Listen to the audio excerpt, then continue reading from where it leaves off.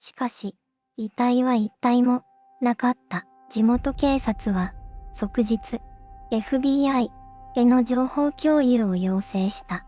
1994年冬、米国アラスカ州の山中で23人が歴史から抹消された。雪に閉ざされたその山荘を連邦捜査局が初めて開封したのは事件から実に3ヶ月後のことだった。扉の前に立った捜査官たちはしばらく動けなかったといい、中に広がる光景があまりにも静かすぎたから、アラスカ州アルサー渓谷、人里から遠く離れた孤立した農場跡地、そこに居を構えた宗教集団のリーダー、大司祭、カール・マクルーアと彼に従う22人の信者たちが、ある冬の夜を境に完全に姿を消した。失踪、それが最初につけられた言葉だった。しかし捜査が進むにつれ、その言葉は別の何かに変わっていく。地下室の床に残された痕跡、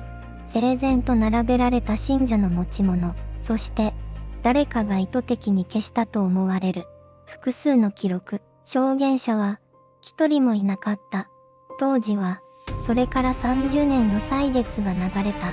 2025年の春、一人の女性が初めて口を開いた。事件当時14歳だった少女ジェシカ・ハーロー、唯一の生存者として発見されながら長年にわたり沈黙を守り続けた彼女がついに語り始めた。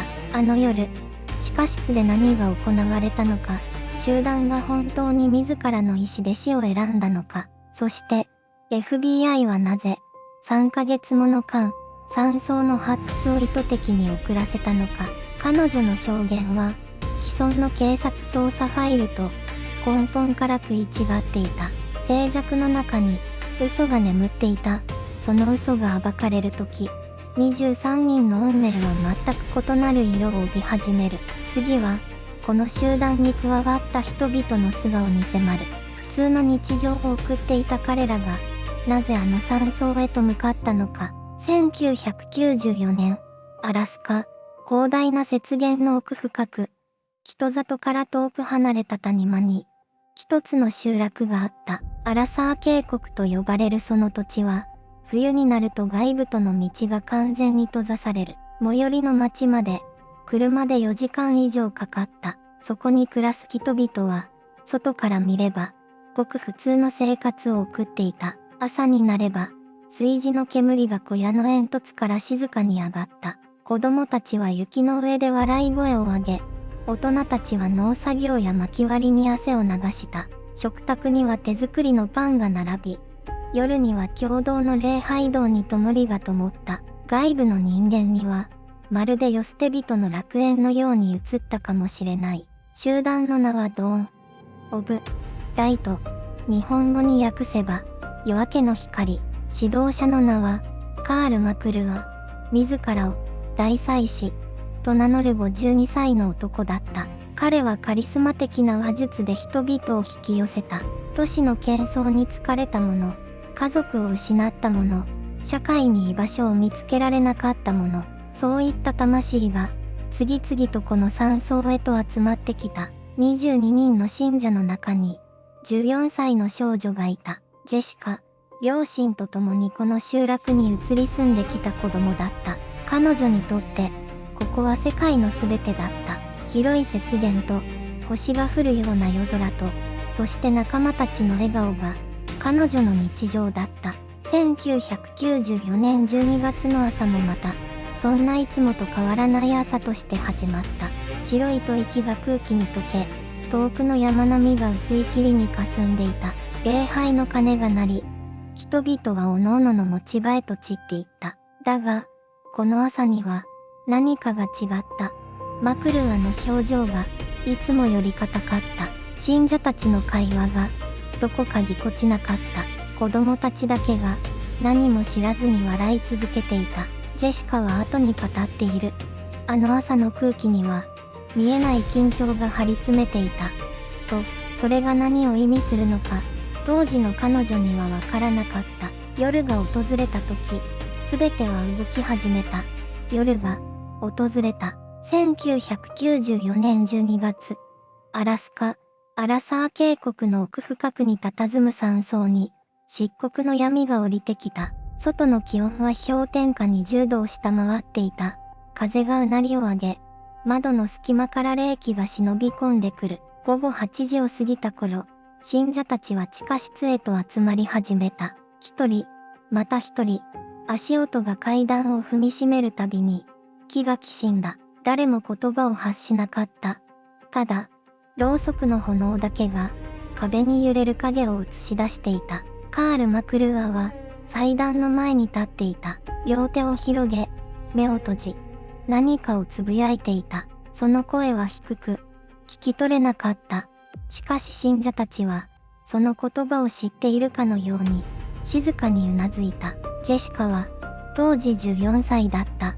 彼女だけが、地下室の端で、壁に背を預けていた。他の子供たちはすでに別室へと連れて行かれていた。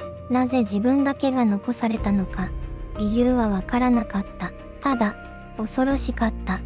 息をするのも怖かった。儀式は深夜まで続いた。マクルーアが何かを高らかに宣言した瞬間、部屋の空気が変わった。信者たちが一斉に動き始めた。ジェシカは目を細め、震える手で壁を掴んだ。気づいた時、彼女は一人だった。翌朝、山荘を最初に発見したのは、近隣の漁師だった。ドアが半開きのまま、煙突から煙は出ていなかった。中へ踏み込んだ彼は、言葉を失った。23人が消えていた。残されたのは、ろうそくの燃え跡と、地下室に散らばった衣服だけだった。漁師の通報を受けた地元警察が現場に到着したのは、発見から3時間後のことだった。しかし、その3時間の空白が、後の捜査に深い影を落とすことになる。そして、雪の中に倒れているジェシカが発見されたのは、山荘から200メートル離れた森の中だった。意識はあった。体温は、限界に近かった。彼女の口から漏れたのは、たった一言だった。逃げなければ、殺されていた。捜査は、ここから始まる。捜査は、静かに、しかし確実に動き出した。地元警察が最初に確保したのは、ジェシカの証言だった。凍えた体を毛布で包まれた14歳の少女は、病院のベッドの上で、断片的な言葉を絞り出した。意識はある。しかし、目の焦点が、どこか遠い場所を見ていた。みんな、下に行った。自分たちで、選んだと言っていた。でも、私は、違うと思った。捜査官たちは、言葉を慎重に記録した。この証言が、後に最大の争点となることを、まだ誰も知らなかった。現場検証が始まったのは、発見翌日の早朝だった。山荘の外観に、目立った損傷はなかった。扉は施錠されていた。窓も、内側から閉じられていた。まるで、住人が自らの意思で、外界を遮断したかのように、地下室への入り口は、台所の床板の下にあった。厚い基板が重ねられ、その上に家具が置かれていた。捜査官2人がかりで、ようやく開けることができた。漂ってきたのは、焦げ太郎の匂いだった。地下室の壁には、無数のろうそくの跡があった。中央には、円形に並べられた22脚の椅子。そして、床に残された赤黒いシミ。しかし、遺体は一体も、なかった。23人が消えた。痕跡だけが、残されていた。地元警察は、即日、FBI への情報共有を要請した。事態の規模が、管轄の範囲を超えていると判断したためだ。しかし、FBI が正式に捜査介入を表明したのは、それから3日後のことだった。この3日間の空白について、後の公聴会で厳しい追及がなされることになる。公式発表は、簡潔だった。集団失踪事案として捜査中。現時点で犯罪行為の証拠は確認されていない。たった2行。地元メディアは困惑した。23人が消えた事件に対して、当局の反応は、あまりにも静かすぎた。捜査線上に最初に浮かんだのは、山荘の土地所有者だった。アンカレジ在住の実業家、57歳。彼は山荘を宗派に無償提供していたと記録にある。しかし捜査官が連絡を取ろうとしたとき、彼はすでに町を離れていた。行き先は不明だった。そのアリバイは果たして存在するのか。土地所有者の名はレイモンド・ホルト。アンカレジで建設会社を営む57歳の実業家だった。彼が山荘を宗派に提供したのは1994年の春。記録には無償提供とある。理由は記されていなかった。捜査官が彼の自宅を訪ねたのは失踪から4日後のことだった。ドアを叩いた。返事はなかった。隣人に確認すると2日前に荷物を持って出て行ったという。行き先は誰も知らなかった。携帯電話は繋がらない。会社の連絡先も沈黙していた。最後に目撃されたのはアンカレジ国際空港。しかし搭乗記録はどこにも残っていなかった。不自然だった。あまりにも不自然だった。山荘で23人が消えた夜、ホルトはどこにいたのか。1週間後、彼は突然姿を現した。場所はシアトルのホテル。友人との旅行だった。と淡々と語った。同行した友人の名前は提示された。しかし、その友人への聴取はなぜか行われなかった。アリバイは確認されないまま書類に記載された。アリバイ確認済みという一行とともにジェシカが後に語った言葉がある。儀式の前夜、見知らぬ男が山荘に来た。カール指導者と長く話し込んでいた。その男の人相とホルトの写真を見せられたジェシカは静かにうなずいた。多分この人だと思う。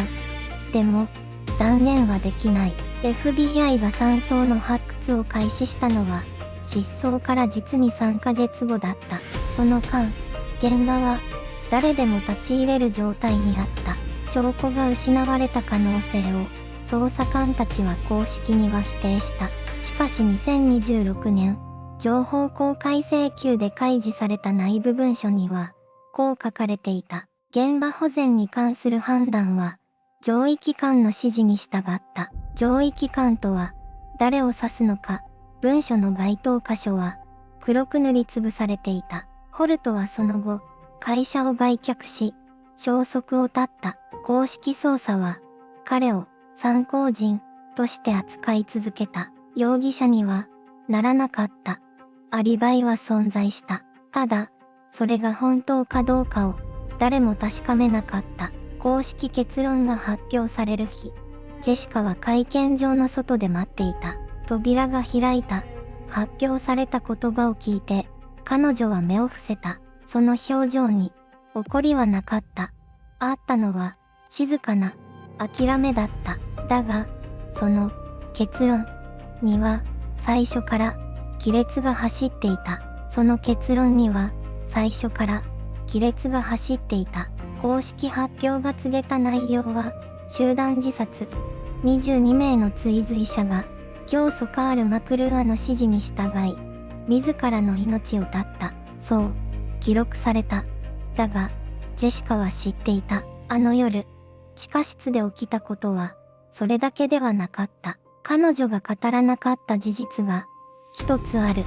地下室の扉には外側から鍵がかけられていた。自らの意志で命を絶つ者がなぜ外側から閉じ込められる必要がある。その問いを捜査官は誰も記録に残さなかった。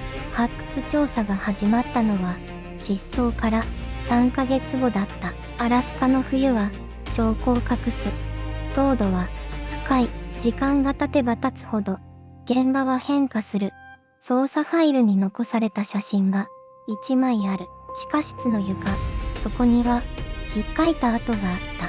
爪で床を削った後、報告書にはこう記されていた。動物による損傷の可能性あり、動物が人の爪の幅で床を削るだろうか。ジェシカが30年間、沈黙を選んだ理由は、恐怖だけではなかった。語れば、誰かが消える、という確信があった。それは、根拠のない恐怖ではなかった。失踪の翌年、現場を最初に調査した地元警官が、交通事故で死亡した。2年後、捜査に関わった連邦捜査官が、突然退職し、行方がわからなくなった。偶然と片付けるには、重なりすぎた。ジェシカが初めて口を開いたのは、2026年の春だった。彼女の手には、一冊のノートがあった。当時14歳の彼女が、山荘で記していた日記。その最後のページに、一つの名前が書かれていた。カール・マクルーアではない。名前だった。誰かが、命令を下した。誰かが、扉を閉めた。誰かが、30年間、その事実を、封じ込め続けた。ジェシカが書き記したその名前は、捜査ファイルに、一度も登場しない。亀裂は、そこから始まっていた。次回、第二の容疑者が、浮かび上がる。ジェシカの日記に、記されていた名前。それは、カール・マクルーアの、側近だった男、ダニエル・ウォード。当時42歳。元連邦捜査局の、契約分析官。マクルーアが宗派を立ち上げる以前から、彼の旗に、いた人物だった。捜査ファイルには、ウォードの名前が、一切、登場しない。証人リストにも、尋問記録にも、失踪者名簿にも、まるで、最初から、存在しなかったかのように、ジェシカは、こう証言する。あの夜、地下室に降りる前に、見知らぬ男が、山荘の裏口から出ていくのを見た。背が高く、黒いコートを着ていた。カールではなかった。その男の顔を、彼女は、覚えていた。30年後に示された写真の中に、その顔は、あった。ダニエル・ウォードだった。彼はなぜ、あの夜、山荘にいたのか。なぜ、全員が地下室に集められる。直前に、その場を、離れたのか。ウォードの経歴をたどると、奇妙な事実が浮かぶ。宗派の資金管理を陰で担っていた形跡がある。信者たちの個人情報、銀行口座、不動産の権利書、それらすべてが、失踪後わずか3週間で、ある法人名義に移されていた。法人の代表者名は、亀井だった。しかし登記住所は、ウォードの自宅から4ブロック先だった。偶然とは言えない距離だった。FBI が山荘の発掘を3ヶ月間遅らせた理由、その背景に、ウォードと当時の地方検察官との密接な関係が見え隠れする。二人は同じ大学の同期だった。ゴルフの記録が残っていた。失踪の翌月にも二人は同じコースを回っていた。23人が消えた翌月に、ジェシカが書き記した名前は、偶然ではなかった。彼女は、知っていたのだ。あの夜、誰が扉を閉めたのかを、誰が、計画の外側に、立っていたのかを、命令を下した者は、炎の中にはいなかった。煙の向こうで、静かに、笑っていた。真実は、もう一枚の、仮面の下に、あった。次なる問いが、迫ってくる。ウォードは今、どこにいるのか。そして、彼が隠し続けた最後の証拠とは何か。ウォードの名前が記録の外に存在していた。それは偶然ではなかった。ジェシカの証言が全てを変えた瞬間だった。彼女が書き記したもう一枚の名前。それは封印されたファイルの底に静かに眠っていた。FBI 捜査官マーカス・リードは震える手でページをめくった。30年間、誰も触れなかった。その紙の端は、黄ばんでいた。インクは薄く。しかし文字は、明確だった。命令は、外から来た。ジェシカが当時、地下室で聞いた言葉だ。炎が広がる前、大祭司かカール・マクルーアは、叫んでいた。すべては、彼の意志だ。その彼とは誰を指していたのか。カールではなかった。炎の中にカールもいた。命令を下した者はあの夜山荘にはいなかった。煙の向こうで静かに全てを見ていたジェシカは覚えていた。儀式が始まる2時間前、一台の車が農場を離れたことをヘッドライトも灯さず闇の中を滑るように消えていったことを。彼女は当時14歳だった。恐怖で声も出なかった。しかし目だけは見ていた。車のナンバープレートの最初の3文字を。その3文字がウォードへとつながった。トーマス・ウォード、宗派の資金管理者。表向きは穏やかな会計士だった。しかし彼の銀行口座には1994年12月の翌日大金が振り込まれていた。23名が消えた。その翌朝にリード捜査官は机を叩いた。なぜ3ヶ月も発掘を遅らせた。その答えは FBI 内部の上層部にあった。ウォードには政治的な後ろ盾があった。地方議員との深いつながりがあった。捜査は意図的に鈍らされていた。証拠は隠されていたのではなく、見えないふりをされていた。ジェシカは30年間沈黙を守った。守らなければ生きていられなかったから。しかし今、彼女は立ち上がった。震える声で最後の言葉を告げた。ウォードは今も生きています。そしてあの夜の最後の証拠を持っています。静寂が部屋を満たした。真実はもう目の前にあった。しかし最も恐ろしい問いが残っていた。ウォードは逃げ切れるのか、それとも30年越しの審判が下るのか。 FBI の捜査ファイルは2026年の春についに一部が開示された。30年間封印されていた記録が初めて日の光を浴びた。文書には驚くべき記述があった。捜査開始から3ヶ月間、山荘の発掘が意図的に保留されていた。その理由として記されていたのは、関係機関との調整という曖昧な一文だけだった。関係機関とは何を指すのか、誰も答えなかった。ウォードの行方は開示文書には一切記載されていなかった。彼の名前は3カ所に登場する。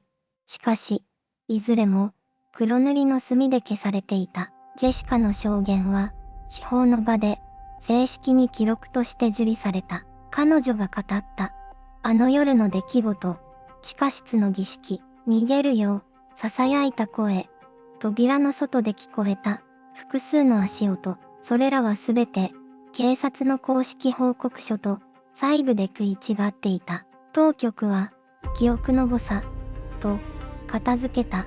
しかし法医学の専門家たちは違う見解を示した。発見された遺骨の配置が自発的な集団死とは一致しないと指摘した。一部の遺体は手首に痕跡があった。拘束の後とも読み取れる痕跡だった。それでも捜査は正式に終結した。2026年3月17日、アラスカ州当局は1994年アレサー渓谷事件を集団自死による変死として公式に幕を引いた。遺族たちは抗議した。弁護士を立て再調査を求めた。しかし扉は閉ざされたままだった。ジェシカは判決の日、法廷の外に立っていた。カメラには映らない場所で一人空を見上げていた。彼女の目に涙はなかった。ただ静かな決意があった。真実は消えない。記録が焼かれても、名前が塗りつぶされても、証言した者が孤立させられても、あの夜地下室で何が起きたのか、22人はなぜ逃げなかったのか、ウォードは今どこにいるのか。公式の答えは出た。しかし本当の答えはまだ誰も知らない。事件は終わった。と記録には書かれた。真実は、まだ、終わっていない。次回、エピローグ。ジェシカが、最後に残した、一枚の手紙。そこには、30年間、誰にも語れなかった、ある名前が、記されていた。ジェシカが、手紙を書いたのは、2026年の春だった。32年間、誰にも見せなかった。あの夜の記憶。彼女は、震える手で、封筒を開いた。便箋には、たった一つの名前が、記されていた。その名前は、捜査記録のどこにも、登場しない。FBI の公式ファイルにも、存在しない人物だった。ジェシカによれば、その人物は、儀式の当日、山荘の外にいた。逃げたのではない。最初から、外にいた、のだ。23人の失踪は、偶然ではなかった。計画された、沈黙だった。マクルー穴キアと、教団の土地は、州政府に接収された。地下室は、コンクリートで完全に封鎖され、今もアラスカの雪の下に眠っている。当時の捜査を担当した FBI 捜査官、デニス・ウォードは、2025年に肺炎で死亡した。病床で残した言葉は、家族にも公開されていない。生存者のジェシカは、現在、名前を変えて、別の州で静かに暮らしている。彼女の手紙は、今年、ある法律事務所に預けられた。公開の条件は、一つだけだ。彼女が、死んだ後、あの夜、地下室で何が起きたのか、22人は、なぜ逃げなかったのか、手紙の中の名前は、今も、生きているのか、真実は、封印されたままだ。記録は、終わったといい、ジェシカは、まだ何かを、待っている。雪は、今年も、あの山を、静かに覆っている。地下室の扉は、開かれない。そして、誰かが、今も、沈黙を、守り続けている。